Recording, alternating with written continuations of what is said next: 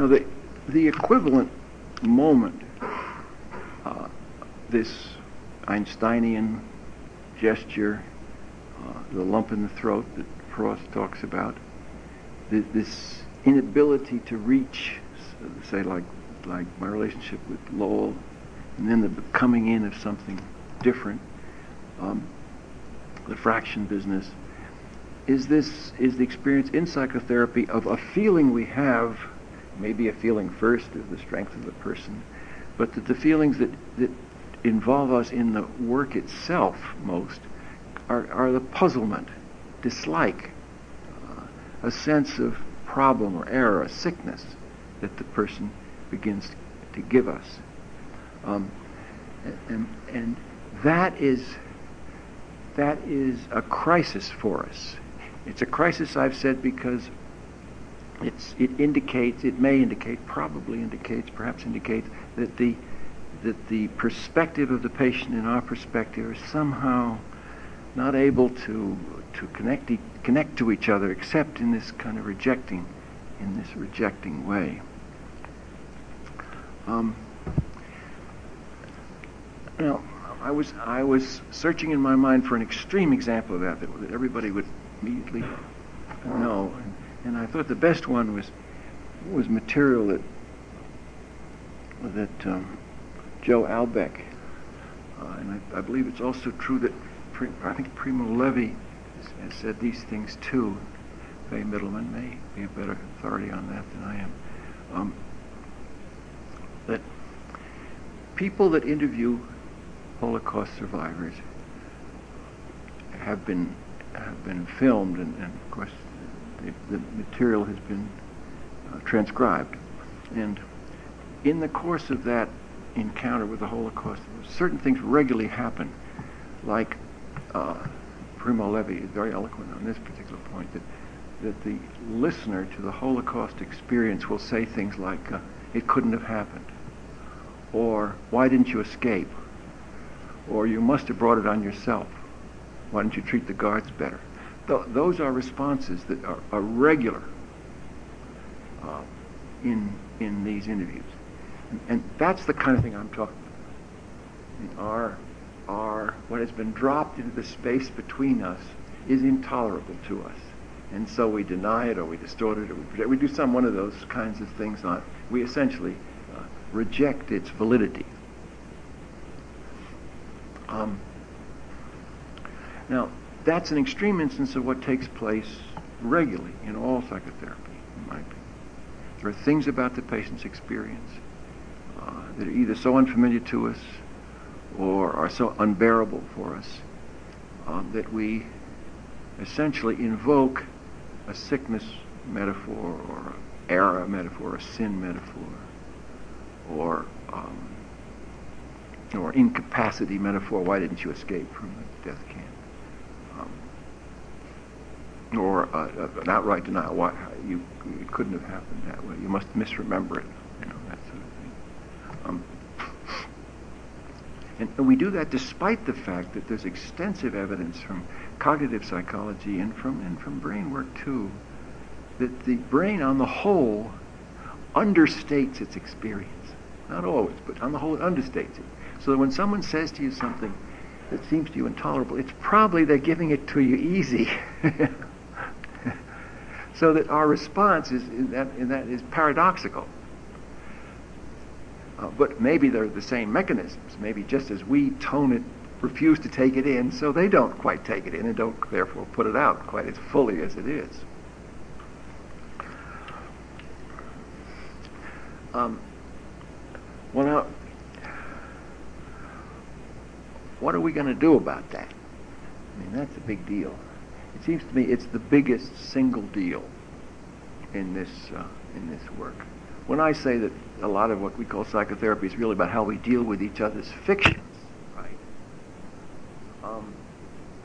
I'm saying that the dealing with the fictions is in part the way by which we approach the reality of their experience. And if we fall for their fictions, or we don't accept their fictions, their view of it, all those things can interfere with any kind of real relationship with the person. But this this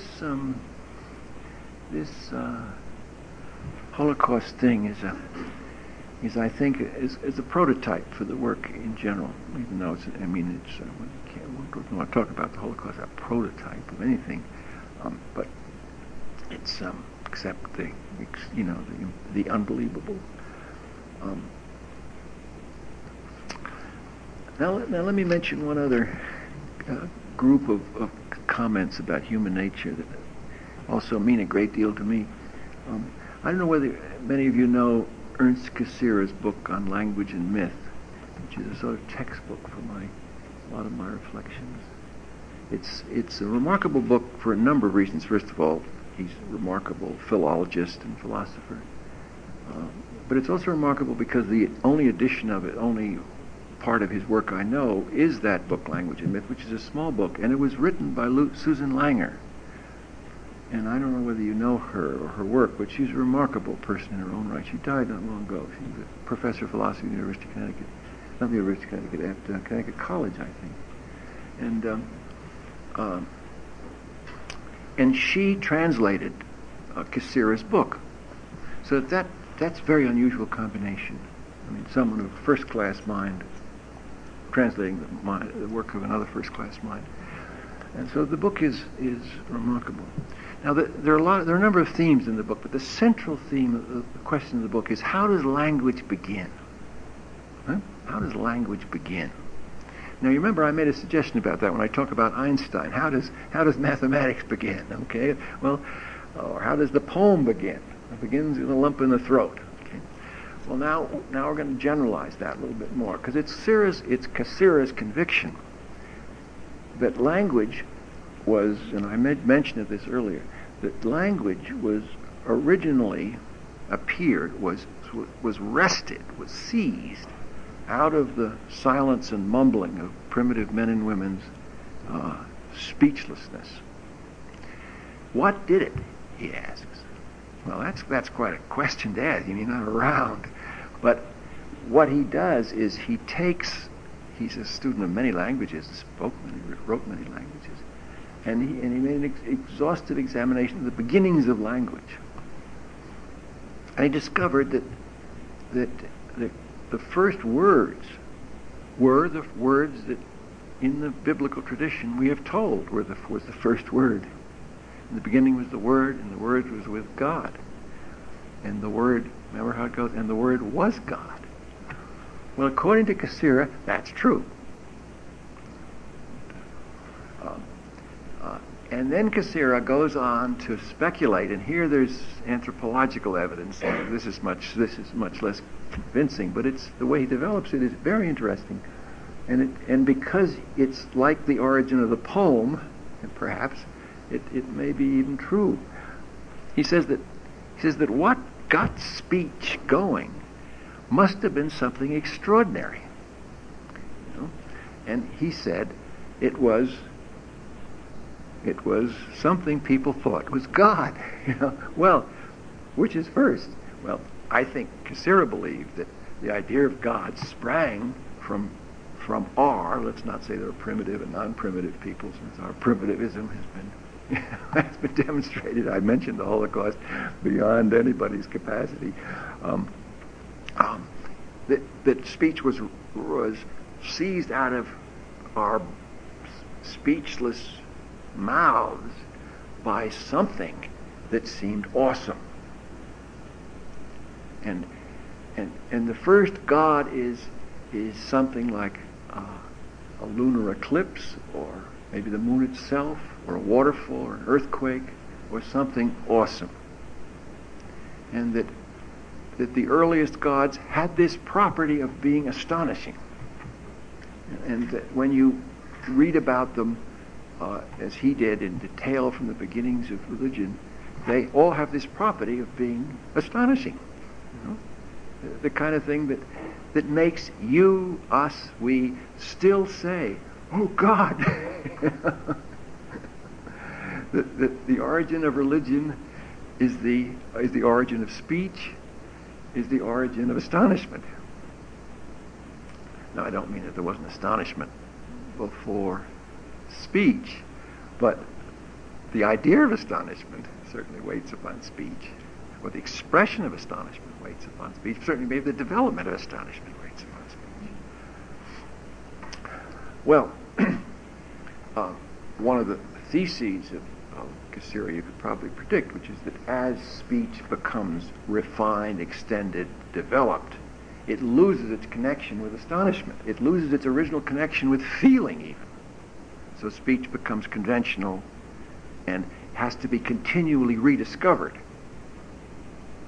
And as you know, I have the ambitious, probably foolhardy idea that in trying to use different language about psychotherapy, we might continue to be better able to keep contact with the fundamental feeling aspects of the new feeling aspects that people are always bringing us, that they need new language, that old language gets tired. And for those of you who hesitate in your belief about that, and God knows anybody ought to, but just read the literature of the older schools of psychiatry, and you see it's dead. I mean, it doesn't. You can't anymore feel the patients. While you could feel the patients early on, even the slight transitions of language, such as Kohut has brought, are a great relief when he talks about the patients. It brings a freshness to it, whatever you think of its theoretical importance. And that has to continually go on, I think, in our work. So that much of the changes will not be revolutions. I'm sure there's nothing I'm saying that's revolutionary. But that will be somewhat as recapturing the excitement, the sense of novelty that the work itself provokes, the sense of astonishment that the work itself provokes. That's part of the need, that because language is successively drained of that as it's used over and over again, the way coins are rubbed smooth.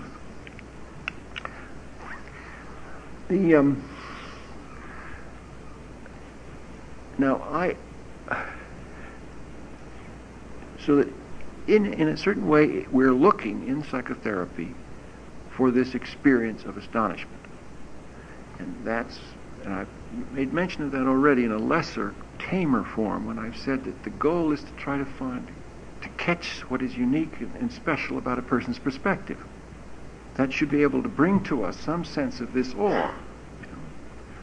Another thing that will do it, at least it does it for me, is when I've been wrong about something.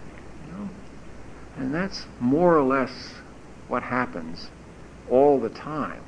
I mean, one of the things I dislike about the habits of contemporary supervision is that they seem to imply by being corrective that everything isn't wrong. It's as if you can find what's wrong. Well, good luck. Maybe if you can find what's right, that might be great. But none of us are going to get it right. That's not the nature of the psychological. That may be the mathematical at certain levels, but it's not the nature of the psychological. We're never going to get it right. So if someone comes along and says, "No, you didn't get that right. You were wrong," it's I think that is pretentious to an extraordinary degree. And so that when the person comes back at us and tells us, "No, you didn't see it," I mean, that in a sense can give us that cringing, that pulling back, that frightened thing. Although we must accustom ourselves to it, and above all, of course, use it as the correction that the patient wants us to.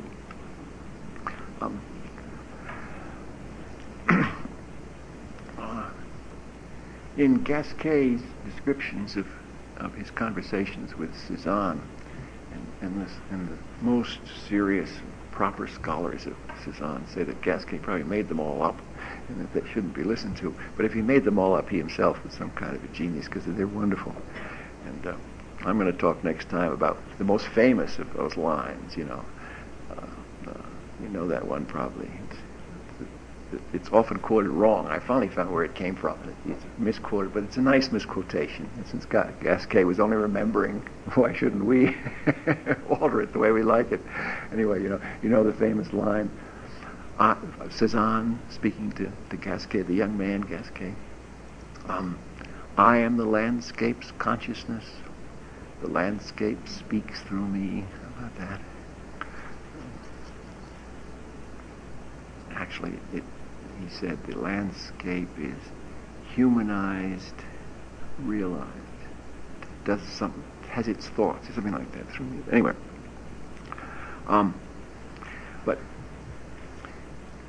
And I'm going to talk more about that next time, because I think there's something in that that is really very central to the way we deal with each other's fictions. But the part of Cezanne that I wanted to mention is related to it, but not so directly as I'll talk. Gasquet also says Cezanne wanted the motif, the picture in front of him, the part of the landscape that he had chosen. He wanted it to work on him. He wanted it to pass through him. And all he would give it would be the vitality, the independence he felt in it. That's all he would do to it. And as Rilke said about Cezanne, Cezanne let the colors decide it among themselves. He wasn't going to fuss with it. He let the colors decide it among themselves. Now, you may see deeper into the meaning of that, but what I understand of that is that he was saying, I want it to pass through me. I want to leave it alone. I want to just be a conduit for it, or give it the force that it deserves and that I feel in it. And I don't want to impose on it my ideas, again, or my imagination, which he hated. And again, think of the Lowell. Just the event recalled, not imagined. And later on, when I'm talking about when I get into the second half of these discussions, and I talk about the repetition compulsion and the way in which that shapes our whole, it seems to me, the whole way we deal with the problematic aspects of psychotherapy, and effectively, usefully, a great idea of Freud. I think I will talk about a comment that D.H. Lawrence made about Cezanne. Maybe you know that one. He said that Cezanne was the only person that ever painted who could leave the apples alone.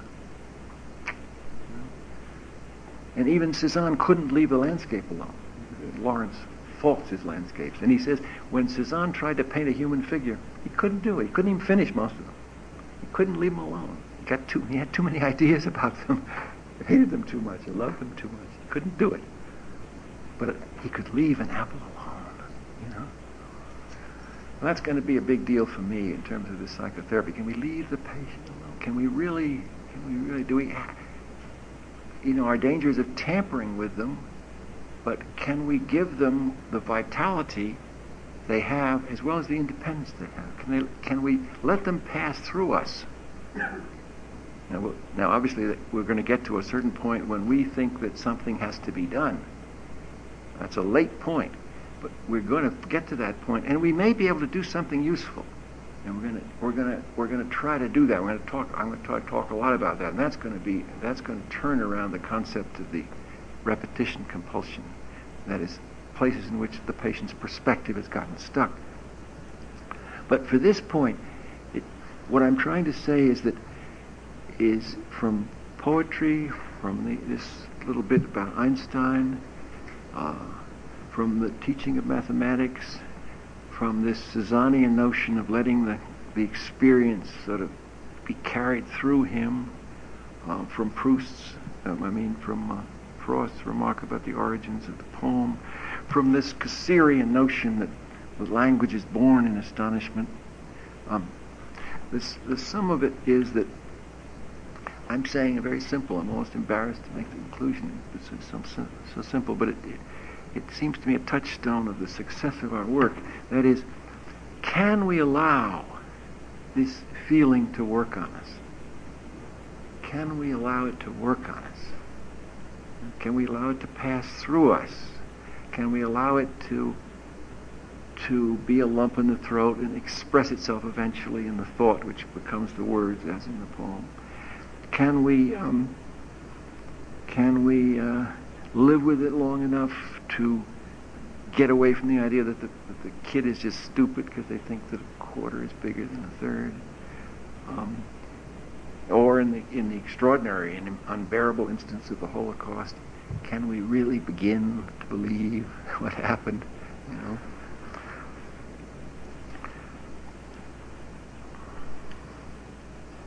And in the instance from Cassira, this notion that we really want, we're really looking for the sort of the birth of language. And that's the part of the Kasira thing that it seems to me most useful for our work, because he's saying that language begins and re-begins, is recreated in this kind of experience. And we who are language people, we talk. And can we allow the particularities, the specialties, the uniqueness of the person's experience and perspective to work on us to create a new way, or at least a fresh way of talking about what the patient is dealing with. So I want to add to analgesics, tact, timing, this sense of containing, of bearing feelings until they burst into the kind of language that might be somewhat at least expressive of them.